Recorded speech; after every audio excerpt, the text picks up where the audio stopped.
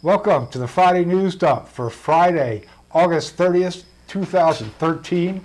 This is Greg Crawford. I'm Francis Goodwin. Behind the camera, we have my lovely wife, Deborah Goodwin. Hi there, everyone. Thanks for joining us. The United States made clear today that it intends to punish Syrian President Assad for what it called the brutal and flagrant chemical weapons attack that it says killed more than 1,400 people in Damascus last week. President Obama told reporters at the White House the United States is still in the planning process for what it is described as a limited, narrow military response and would not involve so-called boots on the ground or be open-ended. Earlier, Secretary of State John Kerry laid out a raft of evidence he said showed Assad's forces were behind the attack. The U.S. government released an unclassified intelligence report at the same time, including many of the same details. The report said the August 21st attack killed 1,429 Syrian civilians, including 426 children. France said today it still backs military action to punish Assad's government for the attack despite a British parliamentary vote against a military strike. Any military strike looks unlikely, at least until UN weapons inspectors leave Syria tomorrow. From our how soon they forget department, Donald Rumsfeld, one-time Secretary of Defense for the Bush regime, says that President Obama has not offered sufficient justification for an attack on Syria. Oh, really, Rummy? Former President George W. Bush refused to be roped into a discussion on Syria by Fox News troll Brian Kilmeade, but advised people not to forget the lessons of 9/11. And just what lessons would those be, 43?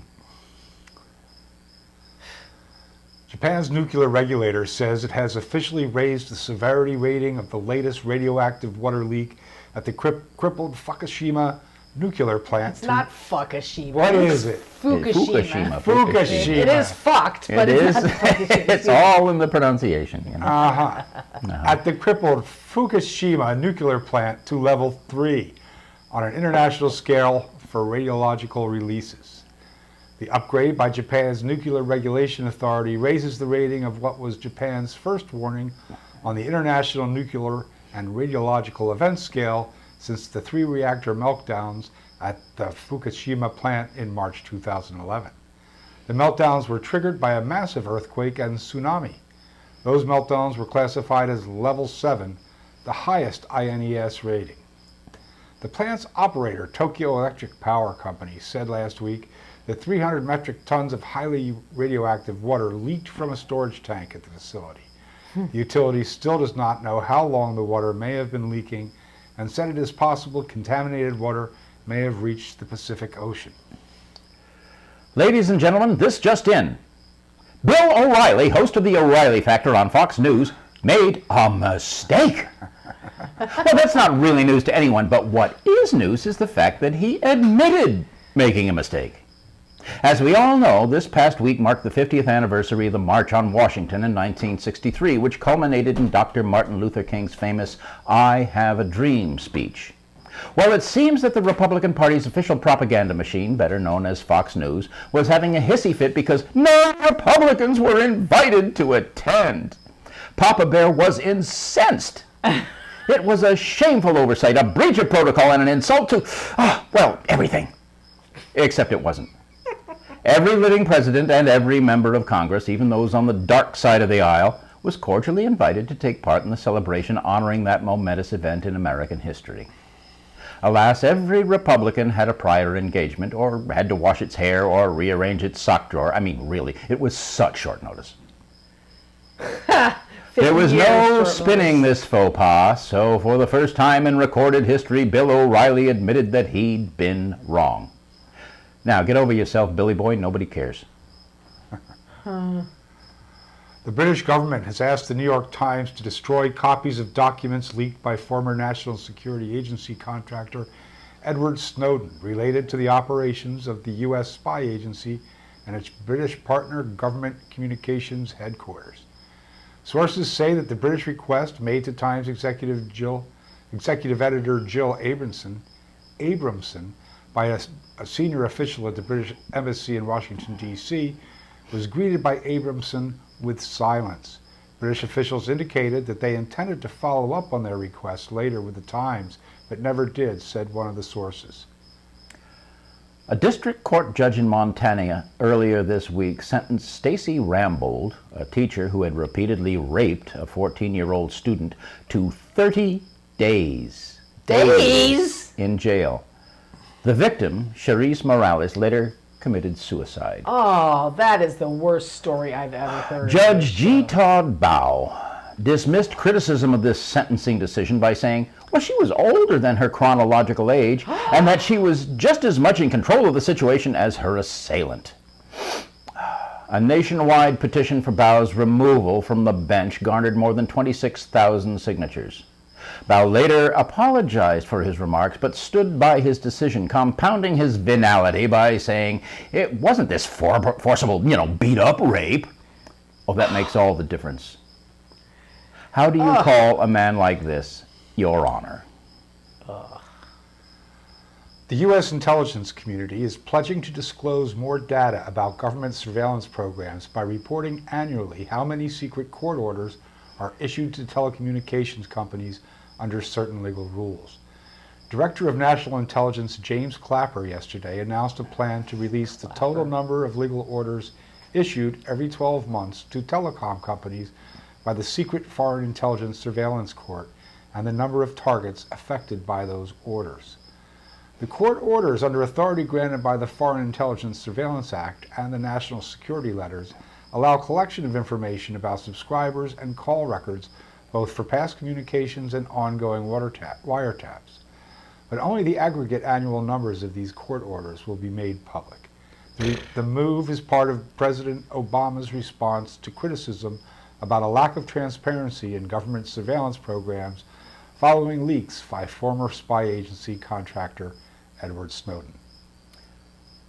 Attorney General Eric Holder says that his office will not fight newly enacted laws in several states that have legalized recreational and medical marijuana use, which is good news for aficionados of the noble herb, boo, chronic, weed, grass, dope, Mary Jane, pot, weed. Wait, dude. Did I already say that one? Man, I am hungry. Don't bogart that joint, my friend. Pass it over to me. So they won't enforce the marijuana laws. Well, they're not going to go wiretap this. Yeah, everyone. It's they have been squandering considerable resources going around busting people for smoking a little weed. I know, right. And this is in states that have legalized medical marijuana, and they've gone and busted these dispensaries that have been towing the line. I mean, they know they have to, as far as the state regulations for dispensing marijuana. And the feds have just gone berserk about the whole thing. But I heard an interesting point about that. At least they're starting to think like human beings. If you have a business as a dispensary, you can't file federal income taxes as a business because it's illegal what you're doing according to federal law. But if you don't file the taxes, then they're going to arrest you because it's against federal law. So it's a catch-22. It's a really bad thing they're in. Yeah, so what else is new? Yeah, right. Fast food workers went on strike and protested outside McDonald's, Burger King, and other restaurants in 60 U.S. cities yesterday. It was the largest protest of an almost year-long campaign to raise service sector wages. Rallies were held in cities from New York to Oakland and stretched into the South, historically difficult territory for organized labor. The striking workers say they want to unionize without retaliation in order to collectively bargain for what they call a living wage. They are demanding $15 an hour, more than twice the federal minimum of $7.25. The median wage for frontline fast food workers is $8.94 per hour. It is interesting to note that if you go by the standard inflationary measures, in 1963 numbers, if you extrapolated those to the present day, the minimum wage would actually be $15.25. Just what they want to raise it to.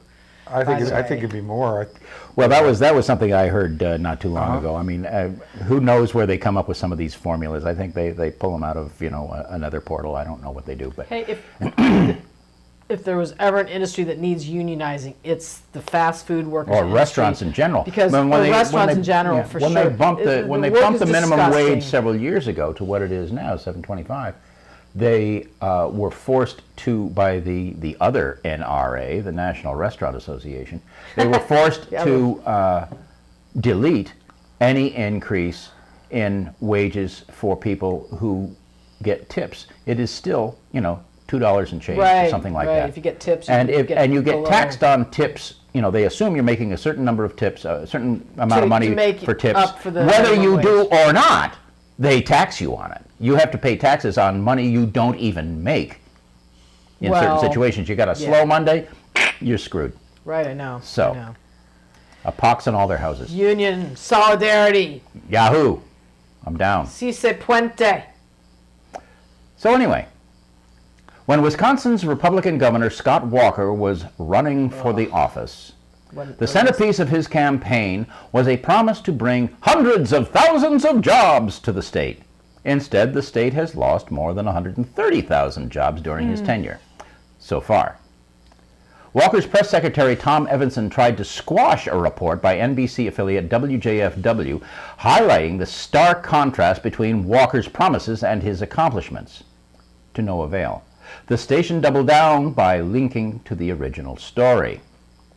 Walker offered this week's whopper in doublespeak by stating, "It's really not about jobs, it's about real people, real jobs like those here, and more importantly, affecting real people and real families all across the state." Oh, well, that clears that up. Cheeseheads.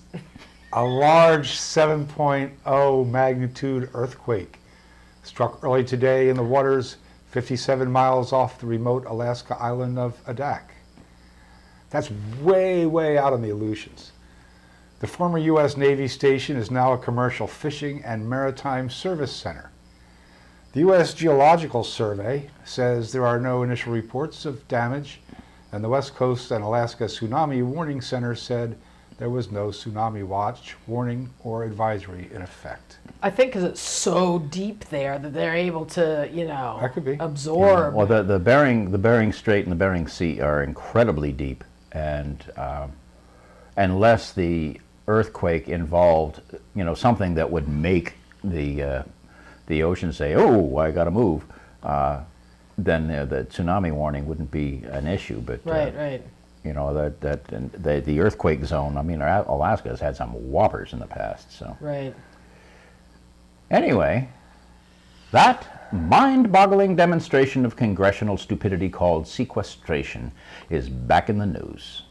Research scientists across the country are scaling back or completely eliminating projects because federal funding has dried up. Some are even forced to euthanize research animals because they can't afford to feed them. Oh, that's A recent survey revealed that ridiculous. 20% of scientists are considering a move to a civilized country, maybe in Europe, where they can continue their search for, say, a cure for cancer or any one of the many research projects considered frivolous by congressional Republicans. If you voted for any of these clowns, you should go stand in the corner. And we're going to take a break on that note.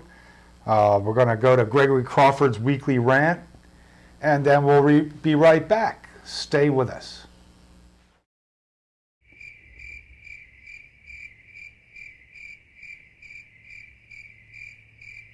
Hi, I'm Greg Crawford with the Friday News Dump brought to you by World News Trust. So a couple of cops pull a guy over for driving while black. I mean, he wasn't speeding, he had no taillight out, did nothing suspicious other than being black, of course. And, the cops approach the vehicle with guns drawn and order the guy to put his hands up and exit the car. He told them he needs his hands to get out of the car because he's a double amputee, and his prostheses don't fit all that well. They were verbally abusive and repeated the order. He fell trying to comply, one leg came off, and he suffered a head injury as a result. The cops don't help. They ridicule him, kick him, and then leave him on the side of the road with a torn rotator cuff.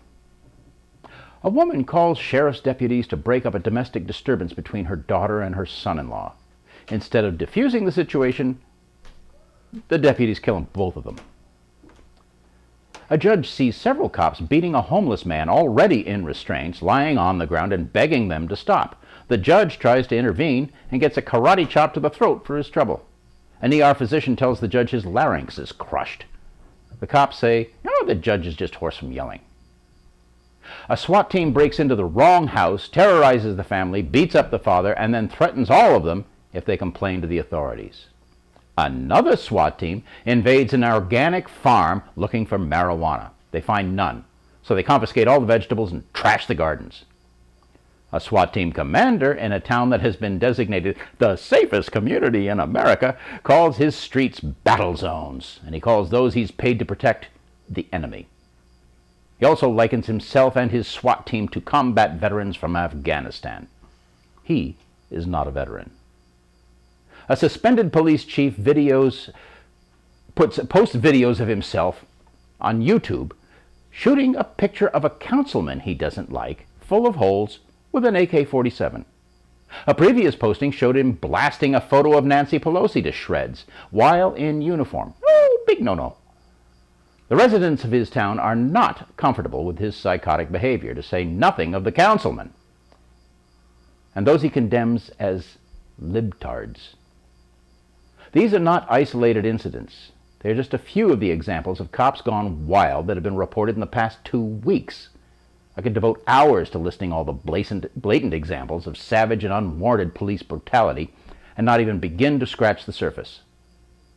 In the interest of full disclosure, I should reveal that my younger stepson is a police detective, and he too finds this trend utterly abhorrent. But this isn't happening in a vacuum. It is all part of a greater and far darker scheme. Now, this is where the mealy-mouthed apologists start sneering about conspiracy theories. But the evidence is far too overwhelming to be so easily dismissed. Since 9/11, nearly every police force in the country has been militarized to absurd levels. And the standards for law enforcement applicants have always been suspect, but now you really have to wonder. Every kid that I went to high school with who later became a cop had a juvenile record and a history of bullying. Every single one of them. That wasn't unusual 50 years ago, and it certainly isn't now. But these days it's worse by several orders of magnitude. It's like they're actively seeking out psychopaths. Though there are exceptions, a disturbing number of people carrying guns and badges are, by any rational definition, seriously disturbed individuals. In the past 20 years, the prison population in the United States has increased 785%. We now incarcerate more of our citizens than any other nation on earth. That includes Russia, China, and even North Korea, though numbers for that zoo are hard to confirm. Our prison system, both state and federal, has been privatized at enormous cost to the American taxpayer, and to the enormous delight of the companies like CCA, the biggest corrections administration company in the country. Laws restricting the use of prison labor for profit have been relaxed or repealed altogether. Many call centers and soft industries are manned by prison inmates who are paid pennies per hour if they're paid at all.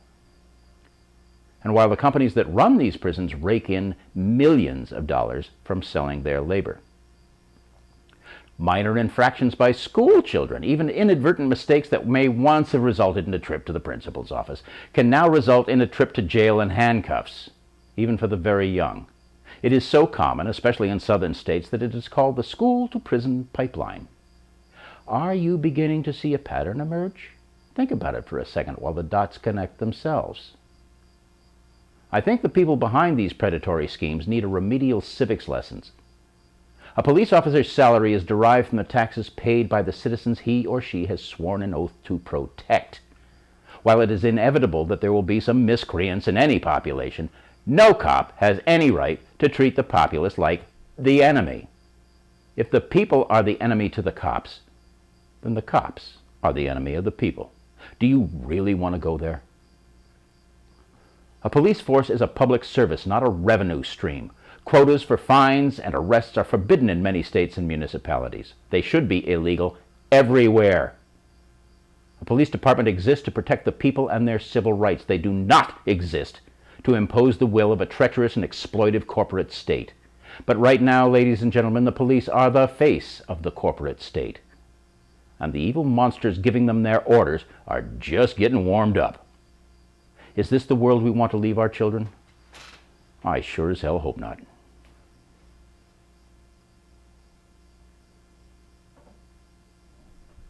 And we're back. I'm Francis Goodwin. This is Greg Crawford. That's Deborah Goodwin behind the camera. And Not very well behind the camera, by the way. She's doing great. And this is the Friday News Dump for Friday. We actually did it on Friday night this time. Friday, August 30th, 2013. Thanks for joining us. Fire crews battling to outflank a monster wildfire inside Yosemite National Park made more headway today, confining flames to the wilderness areas, but were powerless to save the area's tourist economy toward the end of its peak summer travel season. By morning, the tally of charred landscape from the so-called rim fire surpassed 200,000 acres, or nearly 315 square miles. 3/4 of that in the Stanislaus National Forest west of the park. But a second straight night of cooling temperatures and higher humidity helped firefighters extend containment lines around nearly a third of the fire's perimeter by the start of its 14th day today. With an overall footprint that now exceeds the landmass of Kansas City, Missouri, the blaze ranks as the 5th largest California wildfire on record. Former U.S. Army Major and psychiatrist Nidal Malik Hassan was sentenced to death on Wednesday for the November 5th, 2009 Fort Hood massacre that killed 13 and wounded 32 others. He will be granted an automatic appeal. The Army General Convening Authority, who will review the case, can grant him life without parole. Any eventual military execution would need presidential approval. It's interesting that they haven't had a military execution since, I think it was 1961. Really? How do they do it now? Military executions, firing I squads think still? they've done them that way. I don't know how they would manage that. Maybe they kick them off a bridge. I have no idea. Maybe it's They defenestration. walk the plank. Yeah, defenestration sounds like a good one. Just because defenestration is like, whoa, what does that mean? It means getting your ass thrown out of a window. So who knows what they're going to do? But I'm thinking probably that they don't really They want don't to give hang him. him anymore, do they? I don't know. Because the But- military has draconian laws about that they stuff. kind of do, but they don't really want to give this guy an opportunity to be a martyr, because that's what this whole thing has been Yeah. about for him from the get-go. He did not defend himself in any way, shape, or form. So he wants to be executed, especially since now he's confined to a wheelchair and he's crazier than a shithouse rat. But This is also an example of a buried news story that, there's so much other stuff going on this week, and this trial's been going on and hardly anybody knew about it or talked about it, or I read very little about it. Yet, was it 4 years ago that the shootings happened? Yeah. It was like the worst thing ever when it happened. And well, one of the other interesting things that has not been given widespread coverage is the fact that a great many people that were his superiors prior to the shooting, when he was at some other military hospital, say, "Wait a second, this guy ain't wrapped too tight. You got to be paying attention to this," and they didn't do it because they said, "Oh, that means paperwork," and "Oh, I'm sorry, I've got an appointment here." So Plus they doctors didn't do cover it. for one another. Oh yeah, they definitely do. They don't like to call one another out. So and then Kind of like politicians. and I don't cops Oh, yeah. and God only knows who else. Yeah, Businessmen. yeah. A federal health study, in case you were wondering, shows that 8.6 million Americans take prescription sleeping pills. It's the first study to focus on actual use. Sleeping pills? Yeah, Actually, right. just sleeping Okay. pills? A wave of bomb attacks Sunday killed 41 people in Iraq. A bomb exploded Sunday in a bus carrying Yemeni Air Force personnel to a base near the capital Sana'a, killing at least one officer and injuring others. Newly declassified CIA documents showed Monday that top officials in the Reagan administration had agreed to give Iraq information on the location of Iranian troops during the Iran-Iraq war, despite awareness of Saddam Hussein's intention to use chemical weapons. Thanks there, Rummy. There's another one for you, bub. I guess that ties in with Syria's alleged use of... Well, please, we probably gave them the damn weapons. Oh, I know. you By know, manu- and by that's manufacture. just like the weapons of mass destruction Yeah. in Iraq. How did we know they were there? Because we gave them to them. Because Cheney sold them to him. Yeah, Halliburton sold them. Right. Clashes erupted Monday in the West Bank after three Palestinian... Surprise, surprise. Sorry, go ahead. I'm sorry, honey. After three Palestinian men were shot dead during an early morning raid by Israeli troops in the Palestinian refugee camp of Qualandia. Qualandia. Yes, I had a little... On the East Bank, is it? On the, On the East In the Bank. West Bank, On the the North West Bank. Bank. I'm sorry, Yeah, the West Bank. It's I had a little teleprompter problem there. Yeah. At least 51 people were killed and dozens wounded on Wednesday in a series of bombings and attacks in and around Baghdad. North Korea warned yesterday against a joint military drill underway by South Korea and the United States. North Korea says the exercise could jeopardize a recent easing of tensions on the Korean peninsula. The westbound span of the San Francisco Bay Bridge closed forever Wednesday as construction crews finished the replacement. The new span is scheduled to open on Tuesday. The World Health Organization said Saturday that floods in Sudan have affected 320,000 people and killed almost 50 people. 4 people died on Sunday and 35 were injured when the notorious Tren de la Muerte train derailed in Tabasco, Mexico. It was estimated on Sunday to have grown to the size of Chicago. What? Grew to the size of Wait a Chicago? second. A train grew to the size of Chicago? that was the wildfire. By Yosemite. Set by the Tabasco sauce? I Okay. think there was a slight mix-up Slight there. mix-up in the story there. yeah. That'll be reflected in your gratuity. A bus accident yesterday in Kenya killed 41 people and injured 33. Education officials said Monday that all 25,000 applicants to the University of Liberia failed their entrance exams. Liberia's education minister says she finds it hard to believe that not a single candidate passed this year's university admission exam. Wow. A university official said the students lacked enthusiasm and did not have a basic grasp of English. Liberia is recovering from a brutal civil war that ended a decade ago. What relation that has to their ability to speak English has not been explained. Scientists at Vienna, Austria's Institute of Molecular Biotechnology and Edinburgh University's Human Genetics Unit in Edinburgh, Scotland, say they've cloned a human mini-brain. So that's where the Republicans get them. Or Ba-dum-bum. cerebral organoid. A cerebral A organoid? cerebral organoid. Oh gosh, Use- this is a horror movie here. It for is, sure. I know. Especially coming out of Dum-dum. Edinburgh, Scotland. Dum-dum. You know, that's Dum-dum. scary enough You up see that there. they got jars bubbling. Oh yeah. They're sort of like that, only they're mini. They're little miniature.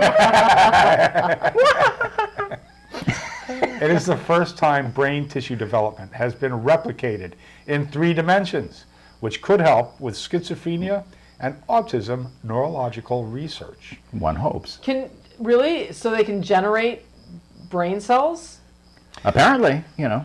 So like people that are God paralyzed only and knows what stuff, they're they gonna can come up generate with when brain they cells grow and these suckers, transplant. Yeah, and they started with stem cells, and there's something to do with the way that, you know how Wow. brains develop. This is a and big they, story. Yeah, and they kind of like unfold almost like seeds or something. So some part of the development of the neurological tissue they were able to achieve. So really they can, this may mean that they could like do transplants and replace damaged Organs. brain. Organs, yeah. Uh-huh. Wow. Yeah. Well, That's great. theoretically. That's let's cool. hope that doesn't go sideways on them. Yeah. Yeah, really. 30 people were killed on Saturday in a gang battle in Palma Sola prison in Santa Cruz, Bolivia, from flamethrowers that were used. In a prison, there are flamethrowers? Throwers. What? Oh, yikes. A shooting spree in Gainesville, Florida Saturday killed 3 people, including the gunman, and injured 2 others. Poet Seamus Heaney of Northern Ireland, recipient of the 1995 Nobel Prize in Literature, died today at the age of 74. I was reading that he was considered probably the most well-known English-speaking poet alive today. Uh-huh. Indonesia's highest court has upheld the death sentence for Lindsay Sandiford. The British woman was convicted of smuggling $2.5 million worth of cocaine into the resort island of Bali.